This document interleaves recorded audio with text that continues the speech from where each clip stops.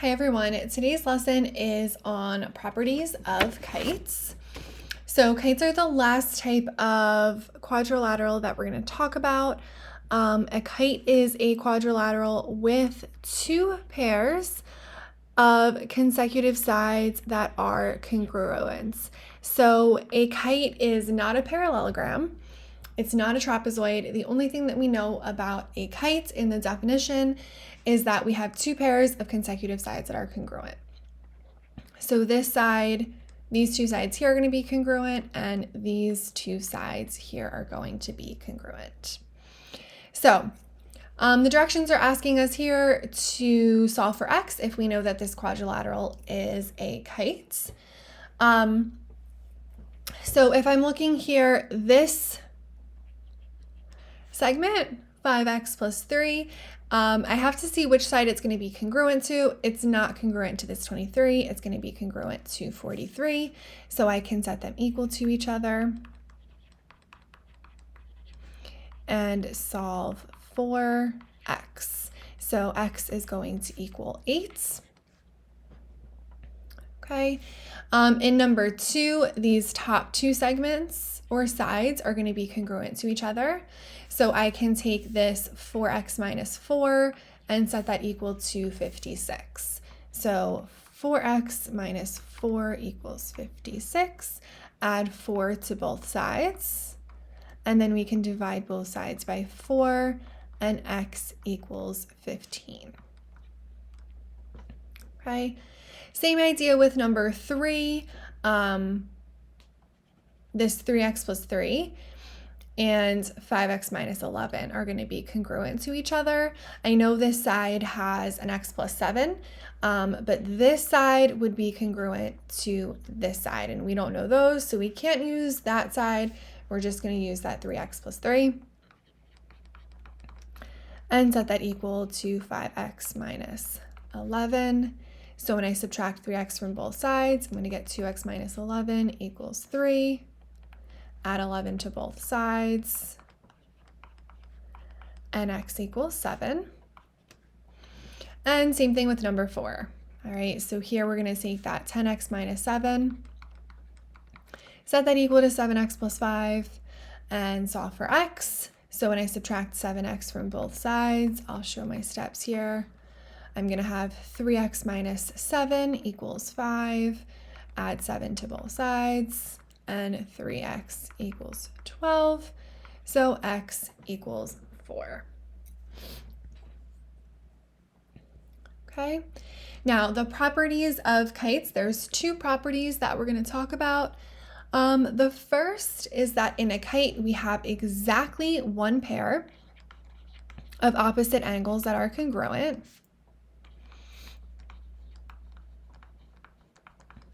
Okay, so if I look at this kite, AB is congruent to BC, AD is congruent to DC. The angles that are going to be congruent are the pair of angles that are in between your two non-congruent sides. So angle A, this angle is created by two sides that are not congruent to each other. Angle C, this angle here is formed by two sides that are not congruent to each other. That is the pair of opposite angles that are congruent.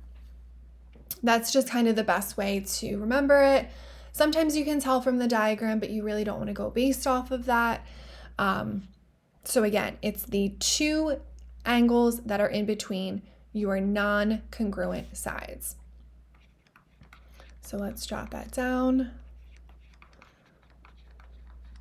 Angles between your non-congruent sides.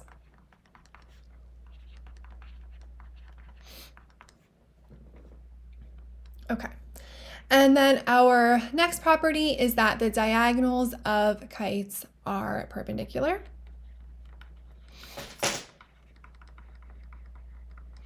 All right, so here we have diagonal AC and BD. They are going to intersect at a right angle.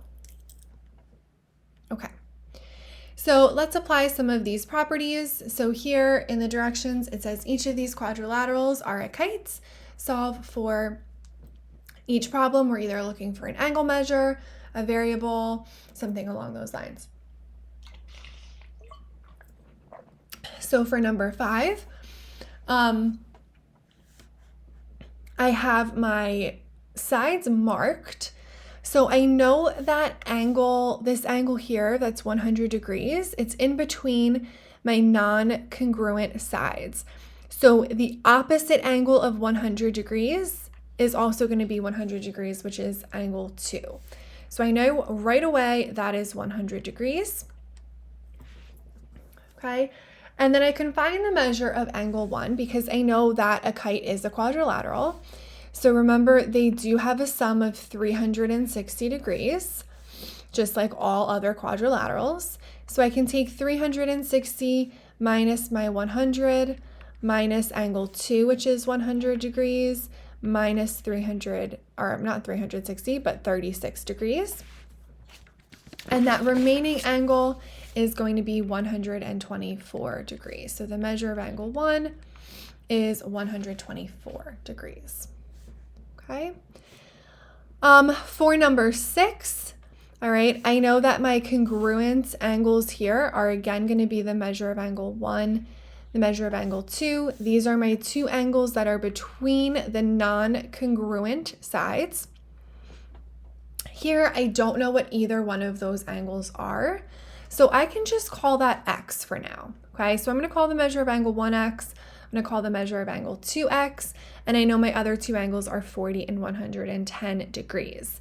So I'm going to take each of those 4 angles, add them up, set them equal to 360 degrees. So x plus 110 plus x plus 40 equals 360 degrees.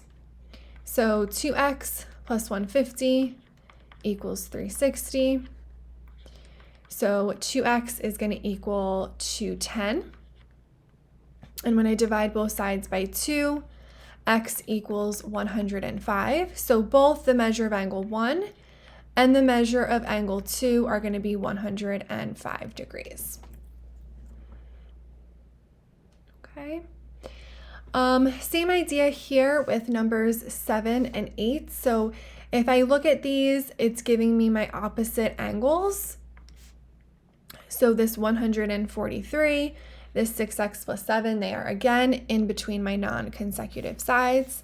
So I can set them equal to each other. So 6x is going to equal 126. And divide both sides by 2, and x equals 21. Okay, same idea for number 8. For number 8, though, I'm not just solving for x, I'm solving for the measure of angle B. So 7x minus 24 equals 5x plus 10. Subtract 5x from both sides. Add 24 to both sides, and x equals 17. So I'm going to take that value of 17 and substitute it in here. The measure of angle B is 5 times 17 plus 10, and that is going to be 95 degrees. So the measure of angle B is 95 degrees. Okay. Now, numbers 9 and 10, I see that they have diagonals drawn in them. So if I'm looking at diagonals, I'm probably going to use that property that my diagonals are perpendicular. So I know that I'm going to have a right angle here. I know I'm going to have a right angle here. And I can use the Pythagorean theorem. Here's my right triangle to solve for x. So number 9 is the Pythagorean triple, but if I forget my Pythagorean triples, I have 3 squared plus 4 squared equals x squared. So 9 plus 16 equals x squared. 25 equals x squared. And when I take the square root from both sides, x equals plus or minus 5. But in this case with geometry, obviously this side cannot be negative. So x equals 5. All right. Number 10 is the same idea here. I'm using the diagonals are perpendicular to identify that I have a right triangle here. So x squared plus 8 squared equals 12 squared. X squared plus 64 equals 144. Subtract 64 from both sides. Take the square root, and x is going to equal the square root of 80. Now, depending on your teacher, you're either going to simplify that radical to be 4 root 5, or if you plug that into your calculator and get a decimal, you're going to get 8.9. Okay, so x is going to be either 4 root 5, or we could say it's 8.9, depending on what your teacher prefers for how you're going to simplify that radical. Okay, and then finally for 11 and 12, we again have diagonals drawn in here. So because they have diagonals, I'm going to draw in my little notation that this is a right angle. Okay, so this expression here, 6x minus 12, is referencing this angle that is formed by the two diagonals. So I know that's going to be a right angle, which is 90 degrees. So I can set 6x minus 12 equal to 90. Add 12 to both sides. So that's going to be 102. And then I can divide both sides by 6. And I'm going to get x equals 17. Okay. And then I'm going to look at number 12 here. So it gives me this angle is 9x plus 1. This angle down here is 4x minus 2. So my two acute angles in a right triangle are going to equal 90 degrees. So I'm going to take 9x plus 1 plus 4x minus 2 and set that equal to 90 degrees. So combine my like terms, I get 13x minus 1 equals 90. Add 1 to both sides. And then I can take 91 divided by 13, and x equals 7. All right, so that is the lesson on properties of kites. Thank you so much for watching. If you have any questions, you can put them in the comment below. Thank you.